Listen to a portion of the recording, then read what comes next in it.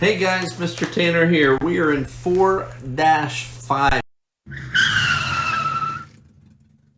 We are moving along now. I hope you've kept up with the little assignments that are coming with in your PDF pack. Today we're going to talk about something very important that I need you to understand and learn, and that's called self-advocacy. Day one, I talked to you about owning your education, right? Going up and getting your own schedule from the teachers that have it. This is yours. What are you going to do with it?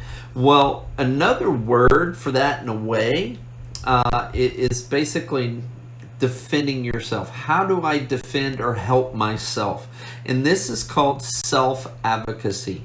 I look at it this way. You need to be able to tell someone what you need and say it in a manner where you expect an answer. Okay, it's that simple. Do you have the ability to do that? You are currently working on your communication skills in high school. That is what this is for.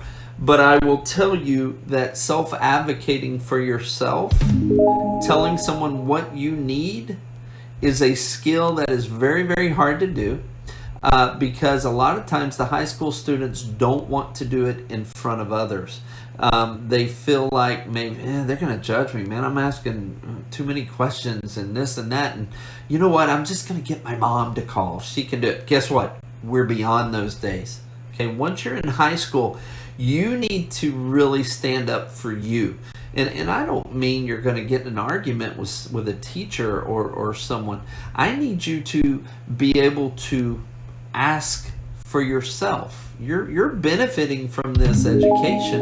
You're going to own it. You might as well be the one to communicate what you're needing, right? Self-advocating for yourself. So to be an effective self-advocator, the first thing you need to do is before you approach the person or the teacher or the administrator or whoever it is, you need to understand what goal you want to get to. Okay, what are you trying to get out of this for yourself? Self-advocation is selfish. I'm trying to get something from you for myself, okay? And I need you to communicate with it. But it is a two-way communication that is what's going to get you what you need for yourself. So number one, determine your goal and decide what you're trying to get that you need, okay? Now, here's a hard thing to accept and to understand. Needs and wants are two very different things, and you will get two very different responses from teachers and counselors and administrators, right? You come home, I just made an 88 on my exam. All right, Mr. Tanner, I really need an A. No, you don't. You earned a B, right? You want an A. Well, how are we going to get to that? And if I'm talking with you as a student, we're going to have a conversation. And you're like, I've never made a B. Well, you have now. What are you going to do about it? And this is where a good teacher will not just give you the A because you're asking for an A. A good teacher will teach you how to go earn that A. You will get everything in this life that you earn. So self-advocation isn't about getting what you want. It's about getting what you need. And if you come at it at an authentic way, you know what, Mr. Tanner, I made an 88 on that test. Man, that's so close to an A. What can I do? Can I get extra credit? Maybe there's corrections you can do on that test, which would bump that grade up. Self-advocacy is just that, in negotiations, right? But it's often driven by the purpose of the student. What are you doing? Are you getting what you need or what you want? Right? So first off, determine that. Make sure you're trying to do something that will help you learn. You're not just trying to, I was sick all the whole week before this. That's terrible. Because as a teacher, I'm going to say, would you like to take a retest? Would you like to take it again? Do you think you could do better? Right? I'm not just going to bump it up to an A because you were sick the 2 weeks prior. I'm going to look for some extenuating circumstances and say, well, when you were at home, you felt bad. Did you follow along with the Canvas lessons?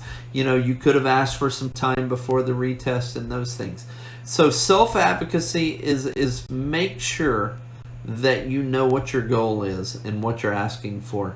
It is, teachers are here to be in relationships with kids, and I think the teachers that understand that relationships trump everything, we want to help you. I've said that multiple times. We're the helpers. But sometimes giving you something isn't helping you. I need you to work hard and earn it. Or I need you to change how you were studying. Let's talk about what you're doing, etc. Especially when we're talking about grades. And usually that's kind of the point of self-advocacy where people come in. Now, what happens when you don't get the answer you want? Again, it's based on needs. I will always look for that. I want to hear that from you. This is what I need. Or, hey, I need an extra day. Would you be okay if I did that? Oh, absolutely. Mr. Tanner, something came up at home. I need just a little more time.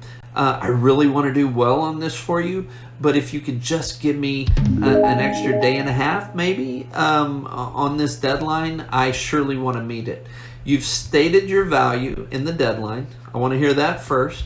And then what I want to hear is tell me what you need to be successful. And I will put those tools as a teacher in play for you. You know what, Miss Tanner, I was at a concert or I was on the phone all night and this and that. Can I have an extra day on the assignment? I'm just late on it. And the teacher will say, absolutely, please take an extra day. You're losing 10 points every day it's late. Okay? You put your wants in front of your needs. But I'm not telling you to be dishonest with the teacher.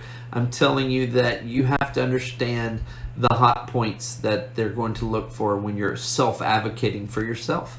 Like I said, I'm happy to help and work with you. And if there's something going on at home I want to know about, in fact, I'm going to bring you in and say, hey, what's going on, man?